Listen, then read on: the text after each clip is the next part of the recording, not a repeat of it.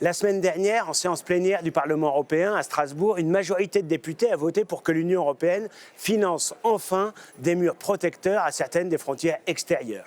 Sans surprise, les députés macronistes ont voté contre. On voit là d'ailleurs le double discours de Macron qui nous parle en permanence de souveraineté européenne, mais refuse catégoriquement de protéger efficacement nos frontières, c'est-à-dire la première chose finalement qui symbolise concrètement la souveraineté à l'échelle continentale.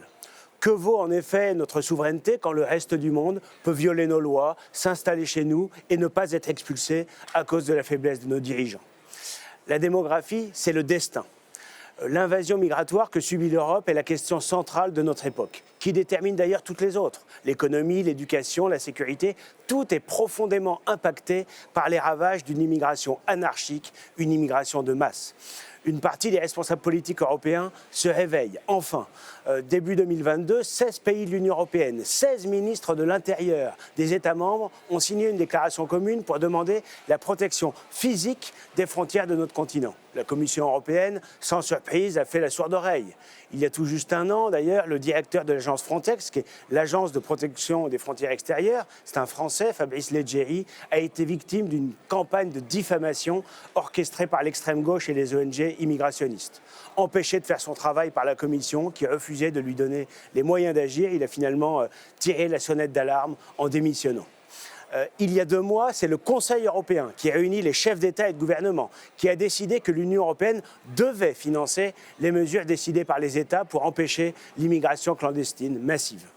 Acculée, la Commission a joué sur les mots. Elle a accepté de financer des véhicules, des gardes-frontières, des caméras thermiques, mais toujours pas des barrières physiques. Pourtant, elles ont fait leurs preuves. En Hongrie, en Lituanie, en Grèce ou encore dans les enclaves espagnoles de Ceuta et Melilla, elles permettent de protéger nos frontières et nos peuples. Au total, 12 pays en ont construit ou prévoient de le faire prochainement. Alors que des millions de migrants sont déjà arrivés sur notre sol et que des millions d'autres envisagent de venir, nous devons tout faire pour les en dissuader et retrouver la maîtrise de notre destin.